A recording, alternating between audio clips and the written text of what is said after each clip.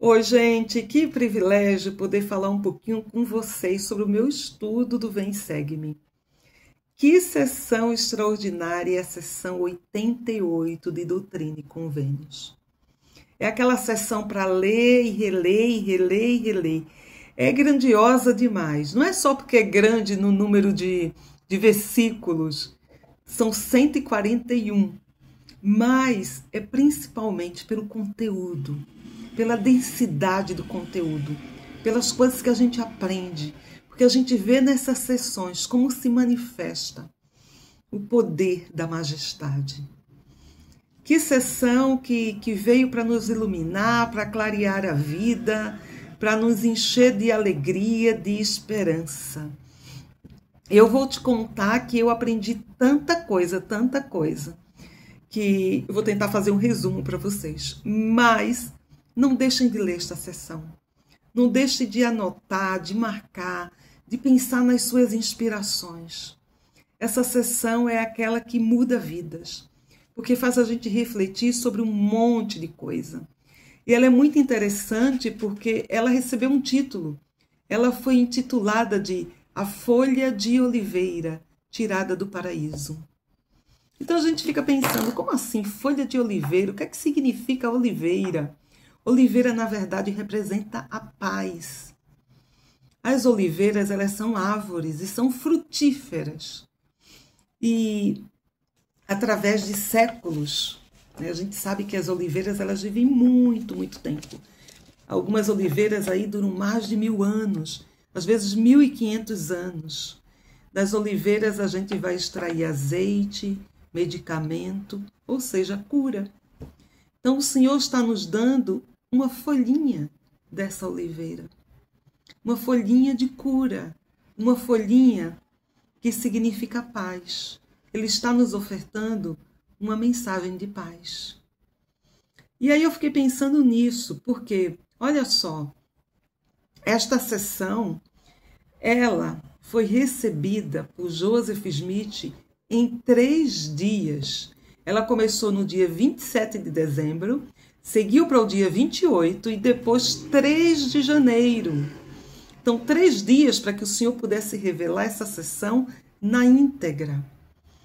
E quando a gente pensa nisso, nos vem à mente que 2 dias antes, que foi 25 de dezembro, o Senhor tinha dado uma revelação sobre as muitas guerras que aconteceriam. E aí, 2 dias depois, o Senhor está falando sobre paz, que é um contraste com a revelação 87 Doutrina e Convênios. E aí a gente pode pensar, mas num cenário de guerra, como é que eu tenho paz? E aí a gente pode pensar na nossa vida. O que é que a gente pode aprender? Às vezes a nossa vida pode estar revirada, tudo de ponta cabeça. A gente está ali se sentindo derrotado, esmagado pelo avesso. Mas o Senhor nos oferece a sua paz. E a gente sabe que a paz em Cristo é o que nos ajuda a passar pelos momentos de provação.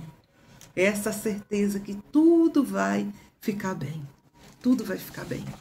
Então, essa sessão ela já começa de maneira maravilhosa. Já do cabeçalho, com todas as coisas que a gente precisa fazer, aprender. E a gente vai ver algumas coisas aqui. Né? No versículo 2, olha o que o Senhor diz. Eis que isto é agradável ao Senhor e os anjos. Regozijam-se por vossa causa. Ou seja, eles estavam orando. E aí essas orações subiram aos céus. E aí o Senhor diz, os anjos regozijam-se por vossa causa. As esmolas de vossas orações subiram aos ouvidos do Senhor de Sabaote. As esmolas das nossas orações. Gente, eu fico pensando, né? Como é que está sendo as minhas orações? Né? Às vezes eu também estou ali dando esmolas, mas esmolas é tudo que eu sei. De repente essas esmolas é o máximo de mim. Então eu estou me esforçando para isso. Por mais insignificante que essas orações sejam, Então, essas orações de homens imperfeitos subiram ao céu. E diz que subiram aos ouvidos do Senhor de Sabaote, que significa os ouvidos do Senhor do Exército. Ou seja, o Senhor de todos os exércitos, aquele que vai guerrear por mim e por você. Ele ouve as nossas esmolas de oração. Quando a gente abre o nosso coração e procura ser o mais sincero possível, ter o mais fé possível, se concentrar completamente naquele momento. E ele diz, estão registradas no livro de nomes santificados, sim, os do mundo celestial. Ou seja, as orações, elas podem subir ao Senhor dos Exércitos. E aqueles que oram podem ter o seu nome registrado, porque eles são santificados e eles são do mundo celestial. Então eu fiquei pensando muito nisso, a importância da gente se santificar, da gente orar a Deus, da gente fazer subir as nossas orações e ir melhorando nesse exercício de comunicação, de relacionamento com Deus. Ele fala ainda, né? Ele fala que enviou um Consolador, mas agora ele está enviando outro, que é o Espírito Santo da promessa. Gente, que maravilhoso, porque o Espírito Santo da promessa é o Espírito selador. É aquele que pode selar os céus e a terra. E diz assim, esse Consolador é a promessa de vida eterna, que vos faço sim a glória do reino celestial. A gente sabe que Cristo também é um Consolador. E que através dele nós podemos receber essa promessa de vida eterna. E um dia herdar o reino celestial. É tão linda essa sessão, porque ela é um vislumbre da eternidade. De tudo aquilo que nós podemos herdar, de tudo aquilo que nós podemos nos tornar. Mesmo sendo pequenos, mesmo sendo imperfeitos, mesmo muitas vezes ofertando esmolas de orações. Mas ainda assim o Senhor está dizendo, todo mundo é importante. Todos são meus filhos e todos podem um dia habitar na presença de Deus. E ele diz coisas assim maravilhosas, porque ele vai falar sobre a expiação. Aquele que subiu do alto, como também desceu abaixo de todas as coisas. No sentido de que compreendeu todas as coisas. Então a gente sabe, Cristo, nosso Salvador, ele desceu abaixo de todas as coisas. E por causa disso, ele sabe exatamente tudo que nós passamos na vida. Tudo que você já passou, tudo que você está passando, tudo que você vai passar, graças à sua expiação infinita. Porque ele experimentou, ele desceu abaixo de todas as coisas. E aí, gente, quando a gente continua, a gente tem uma explicação assim sobre esse poder divino, sobre essas verdades. Verdade essa que brilha. Essa é a luz de Cristo, como também ele está no sol, e é a luz do sol, e é o poder pelo qual foi feito. E ele começa a falar sobre a luz de Cristo, como todas as coisas foram criadas, o mundo foi criado através dessa luz. E a gente remete a João 1, quando a gente diz, no princípio era o Verbo, e o Verbo estava com Deus, e o Verbo fez carne e habitou entre nós, né? O Verbo criou todas as coisas, mais ou menos assim. É o que diz a Escritura lá em João. Né? E a gente sabe que esse Verbo era Cristo. E todas as coisas foram criadas por Ele, através da sua luz. E aí você pode ficar pensando, mas o que é isso? Como é que é essa luz de Cristo? Que poder tão grande é esse que é criado tudo, todas as criações, né? Esse poder de governar o mundo, de manter os satélites, tudo na sua órbita. Tem tanta coisa que é tão difícil, né? Que a gente não consegue medir, que a gente não consegue compreender. Como vai ser maravilhoso a gente um dia compreender tudo isso. Compreender as leis que governam a terra, que governam os céus. No manual do Instituto, tem uma citação do presidente Joseph Fielding Smith, que, aliás, ele ressalta como é grandiosa essa sessão de Doutrina e Convênios, como ele considera uma das mais importantes já dadas, já recebidas, né, para o homem. Ele fala sobre a luz de Cristo. Ele diz que ela não é um personagem, que ela não possui um corpo. E ele diz assim: eu não sei qual é a substância dessa luz, mas ela, porém, preenche a imensidão do espaço e emana de Deus. Ou seja, ela preenche tudo. É a luz pela qual os mundos são controlados, pela qual eles são feitos. E, gente, eu fico às vezes impressionada. A gente falou no início da folha da oliveira.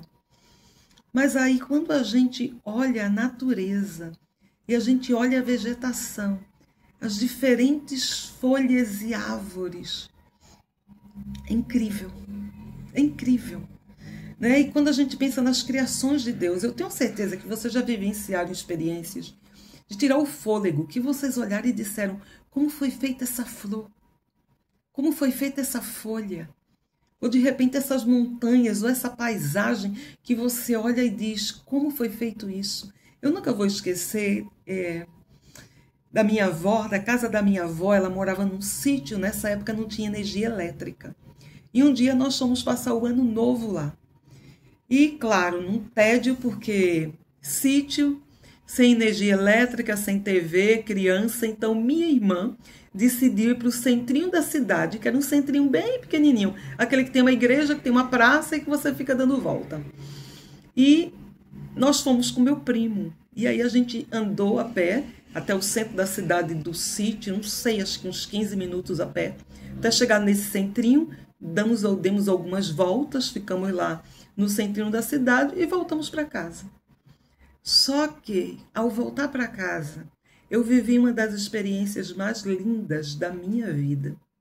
Eu era criança e, de repente, eu vi que o caminho ele estava claro.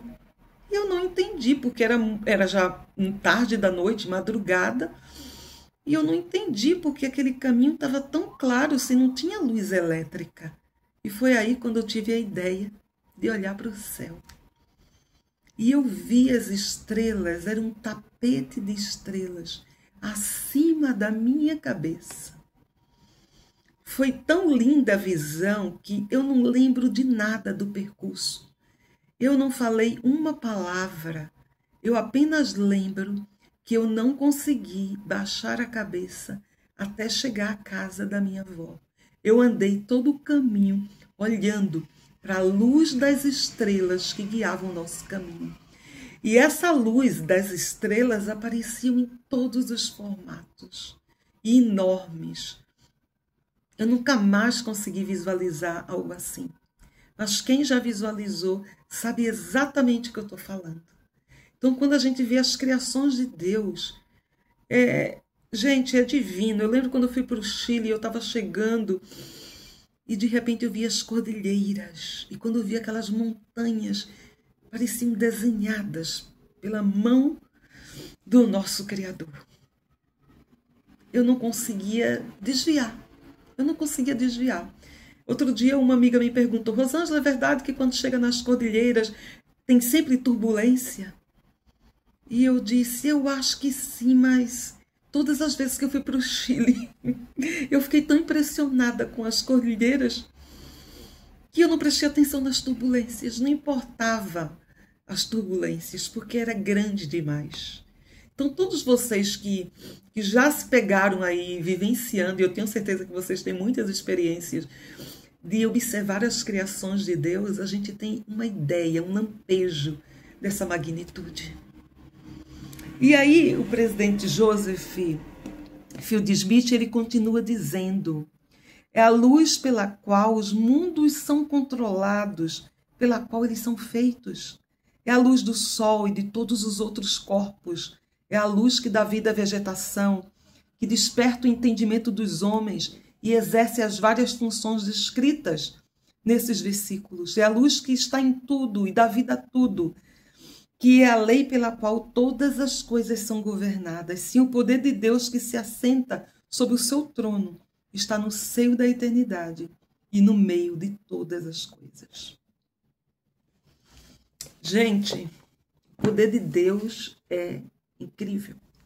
Nosso Pai Celestial e seu Filho Jesus Cristo. A gente não pode compreender esse poder, que é imenso, que é grandioso, grandioso demais. Basta a gente ver o homem, nós que somos a semelhança dele. Quando a gente começa a ver o corpo humano e como a gente começa a ver todos os órgãos conectados como um órgão, muitas vezes depende do outro e falhando um pode falhar o outro. A gente fica olhando essa máquina que somos nós e não há como não acreditar que Deus vive. Que Deus vive. Mas seguimos, né, gente? Eu já estou emocionada aqui no início. Então, ele fala sobre isso, né? Ele fala sobre essa luz de Cristo, essa luz também que dá discernimento ao homem, essa luz que nos ajuda a saber o certo do errado e que todos nós recebemos. Essa luz que ilumina tudo, ela dissipa a escuridão. Então, que a gente possa entender, né, que a Terra ela é exatamente governada por essa luz e por leis, né? Achei muito interessante quando ele fala assim, deixa eu ver aqui, né, que ele fala, a terra será santificada, pois após ter cumprido o propósito de sua criação, será coroada com a glória, com a presença de Deus, o Pai. Então a gente sabe que a terra vai passar por uma santificação e ela será coroada. Ela receberá a glória celestial. Que a gente possa realmente entender a nossa dependência do nosso Salvador Jesus Cristo. A nossa dependência quando a gente pensa no sacrifício expiatório que Ele fez por nós. Quando a gente pensa na sua morte, quando Ele venceu a morte física. E por causa disso, todos vamos poder ressuscitar um dia. Todos vamos poder reencontrar familiares queridos. Todos, gente. E essa é a lei da vida. Às vezes eu ando na rua e eu fico olhando as pessoas. E eu fico pensando qual será a história dela. E eu fico pensando quantos anos essa pessoa deve ter. Quanto ela já deve ter vivido. Coisa de escritora. De cronista que fica observando o cotidiano das pessoas. Mas porque eu me vi nesse processo. De repente você vê os seus pais envelhecerem e você também está envelhecendo. E aí você diz, né, pela lei natural da vida, daqui a alguns anos será eu, né, que vou embora, que vou partir para um mundo espiritual. Então, quando a gente começa a ver isso, a gente diz, poxa, eu tenho que me preocupar com o que eu vou levar para o outro lado. Eu tenho que me preocupar em me santificar, em ser alguém melhor. Porque aqui tudo é passageiro, tudo passa rápido. E aí ele diz que tudo é governado por uma lei. Tudo, tudo, tudo. E aí ele fala sobre os reinos, né? Sobre essa grandiosidade que a gente vai encontrar. Os reinos que a gente vai receber de acordo com a nossa obediência, com aquilo que a gente tiver preparado. Né? O presidente Nelson explicou muito bem sobre isso, quando ele falou sobre o pensar celestial, sobre merecer a glória celestial.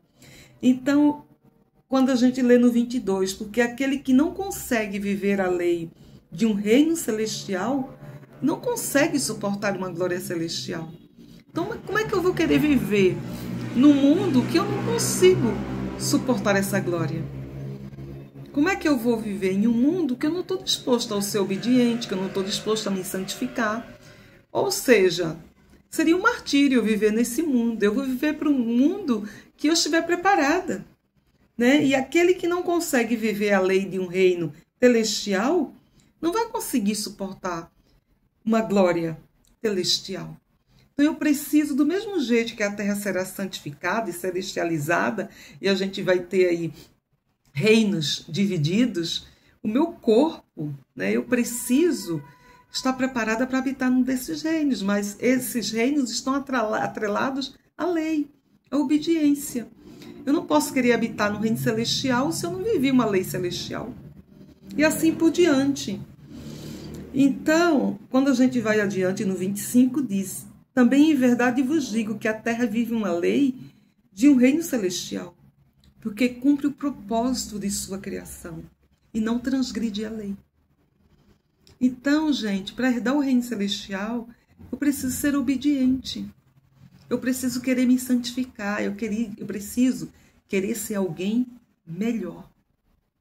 Porque eu também tenho leis. Quando eu desejo viver abaixo dos meus privilégios, ou quando eu desejo viver com menos santificação, eu vou receber menos santificação. Porque foi uma escolha minha. E essa escolha eu faço aqui na terra. Não adianta eu dizer, eu vou escolher depois da morte. Eu preciso escolher hoje, me santificar hoje. Esse é o tempo da minha experiência mortal. No 34 diz assim: também é verdade vos digo que o que é governado pela lei é também preservado pela lei, e é por ela aperfeiçoado e santificado. Então, nós somos aperfeiçoados pela lei. Todos nós precisamos viver a lei. E a lei, ela acontece para nos dar, na verdade, segurança, proteção. A lei nos torna livre e não prisioneiros, porque a lei nos ajuda a sermos pessoas melhores, nos ajuda a ser obedientes, nos ajuda a cumprir a medida da nossa criação. Quando a gente vai adiante, no 42, também em verdade vos digo, ele deu uma lei para todas as coisas, pela qual se movem em seu tempo e em suas estações. Então, todas as criações do nosso Salvador Jesus Cristo foram feitas, todas as criações, elas têm uma lei. Ou seja, não foi feito como mágica do acaso. Não, essa luz de Cristo, ao criar tudo isso, tem uma lei, existe uma ordem.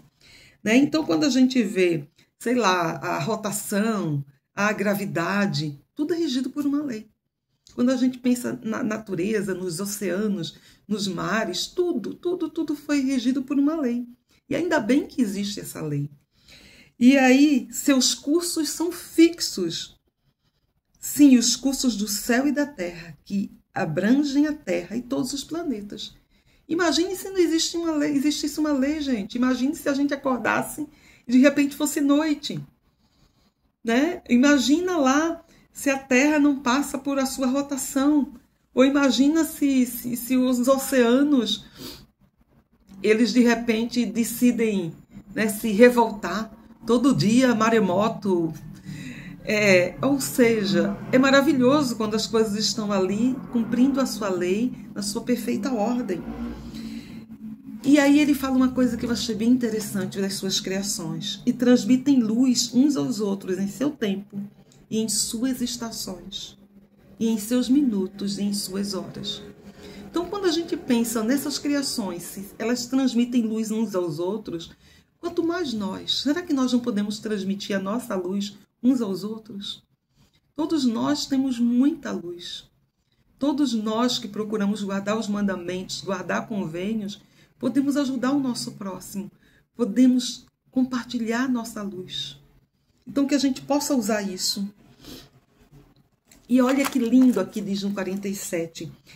Eis que todos estes são reinos, e qualquer homem que tiver visto um deles, ou o menor deles, viu Deus movendo-se em sua majestade e poder. Então, assim, as coisas do céu são celestiais, são majestosas.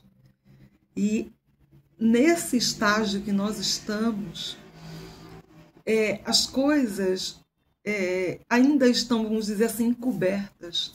Né? O véu está lá e a gente não vê tudo. A gente anda pela fé, mas um dia nós vamos poder ver.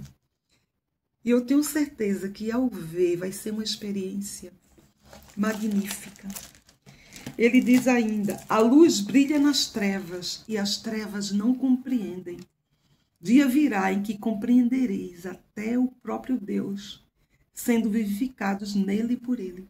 Então é uma promessa, dia virá, que vamos compreender, até o próprio Deus, vamos compreender tudo, tudo. No 58, e assim todos eles receberam a luz do semblante de seu Senhor, cada homem em sua hora, em seu tempo, em sua estação. Ele está comparando aquela parábola do homem, dos campos, e ele diz assim, dos trabalhadores, que cada um recebeu a luz do semblante de seu Senhor, cada homem em sua hora. E eu fiquei pensando, né, como é que a gente recebe essa recompensa daquele que é o nosso empregador? A luz do semblante do Senhor. Essa luz que refletia alegria, né, que é essa luz que ilumina. Como é que a gente pode receber esse semblante feliz do nosso Salvador? E aí ele diz, e também em verdade vos digo, meus amigos, deixo-vos essas palavras, para que pondereis em vosso coração. Com este mandamento que vos dou, de que me invoqueis enquanto estou perto, achegai-vos a mim, e achegar-me-ei a vós. Então, olha só, é um convite do Salvador, pedindo que a gente possa se chegar a Ele.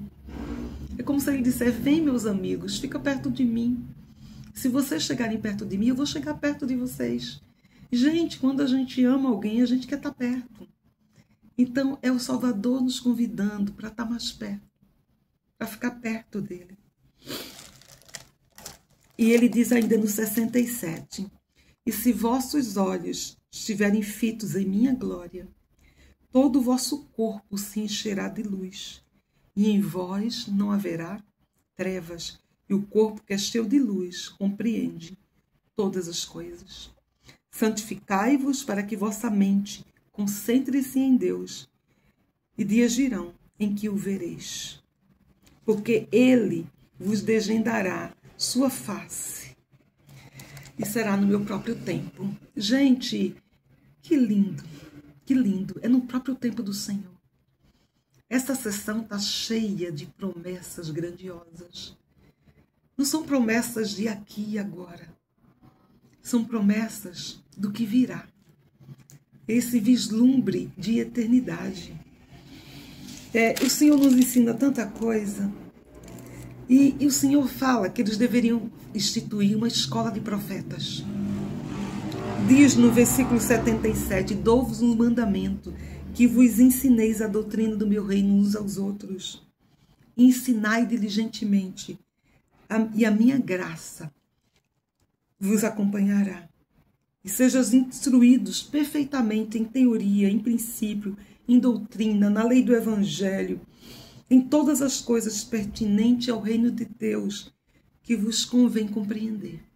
Então o Senhor diz, olha, vai lá, aprende a minha doutrina, aprende tudo pertinente ao reino de Deus, faz uma escola de profeta. Mas aí o Senhor diz outra coisa, no 79, tantas coisas do céu, aprende. Tantas coisas do céu como da terra e de debaixo da terra, coisas que foram, coisas que são, coisas que logo hão de suceder, coisas que estão em casa, coisas que estão no estrangeiro, as guerras e complexidades das nações, os julgamentos que estão sobre a terra e também o reconhecimento dos países e reinos, para que sejais preparado para todas as coisas. Gente, o Senhor está dizendo para eles que eles deviam estudar sobre todas as coisas, aprender sobre todas as coisas, adquirir conhecimento e ensinar uns aos outros. É maravilhosa também a citação que tem no manual do Instituto, que vai falar, vai nos esclarecer um pouquinho mais sobre essa escritura. Deixa eu ver se eu acho aqui. É do Eldejon A. Whitsoe, que ele falou: a teologia não é o único assunto em que os élderes devem estar interessados. Eles devem estudar as coisas tanto do céu, a astronomia, como da terra, tudo o que concerne ao cultivo do solo e debaixo da terra, mineralogia, geologia, coisas que existiram, história em todos os seus ramos, coisas que logo acontecerão, profecias, coisas daqui e além do mar, política nacional e estrangeira, guerras, perplexidades, julgamentos, os sinais dos tempos, pelos quais o observador pode reconhecer que o dia do Senhor está às portas, um conhecimento também de nações e reinos, geografia física e política, idiomas. O Senhor considera essa espécie de estudo necessária. Deus não requer de todos os seus servos que sejam doutores, professores, nem profundos estudiosos de tais assuntos, mas sim que conheçam o suficiente a respeito deles, para estarem aptos a magnificarem seus chamados, como seus embaixadores ao mundo. Olha que maravilhoso! O Senhor estava dando uma instrução sobre a escola de profetas. A gente tem uma explicação aqui muito clara no manual do Instituto, de como a gente precisa buscar conhecimento. A gente não vai ser especialista em tudo, mas a gente pode buscar conhecimento com os especialistas. E, gente, é maravilhoso saber que, como povo de Deus, nós podemos ser melhores, nós podemos ser luz. Eu estou participando, fiquei muito feliz que uma seguidora me mandou um convite falando sobre uma inscrição de uma fundação criada por membros da igreja, que é o Roble del Sul, que teria um seminário em São Paulo. O primeiro seminário no Brasil. Eu disse, eu vou me inscrever e quero participar. E hoje foi o primeiro dia. E que coisa linda ver tantos membros da igreja envolvidos em tornar o mundo um lugar melhor. Ver membros com projetos de coisas simples que podem mudar, que podem diminuir a dor das pessoas, né? De projetos que de repente se transformam em políticas públicas. Veio o prefeito de Paranaguá e, nossa, a trajetória de vida dele, eu fiquei tão impressionada em saber que a gente tem tantas boas pessoas lutando, tentando tornar a nossa comunidade. E a gente, inclusive, falava sobre isso, que existe um tabu muito grande na igreja dos membros dizerem, não, o membro da igreja não se envolve em política. Quando, na verdade, o manual de instruções da igreja diz que a gente deve se envolver em política, né? A gente não tem partido, mas a gente deve se envolver. A igreja é apartidária. Cabe a você decidir, cabe a você escolher. Mas a gente pode sim, né, tornar o nosso mundo melhor. Às vezes uma ideia pode surgir uma política pública, né? Às vezes de um conhecimento você pode mudar a sua vida. Então nós estamos nessa terra para nos aperfeiçoar, para melhorar, para aprender tudo aquilo que for possível. E tudo isso vai nos servir um dia, no dia que nós somos deuses. Então que o Senhor realmente nos abençoe. Aqui mesmo foi dado algumas instruções, né, sugestões de leitura. Numa dessas sugestões falava sobre a gente procurar ser melhor, procurar ser o melhor de nós, né, procurar ser um exemplo. Então é isso que nós podemos, como membros da igreja, ser a luz do mundo, ser o sal da terra, ser exemplo, né, de irradiar no semblante essa luz do nosso Criador, do nosso Salvador Jesus Cristo. E aí ele diz, permanecei na liberdade que vos faz livres, não vos embaraceis no pecado, mas se conservem limpas as vossas mãos até que venha o Senhor. Então a gente vai ver que ele vai falar sobre a vinda do Salvador, né? A vinda sobre o milênio, sobre coisas que vão acontecer. Ele vai falar sobre Miguel e seus anjos.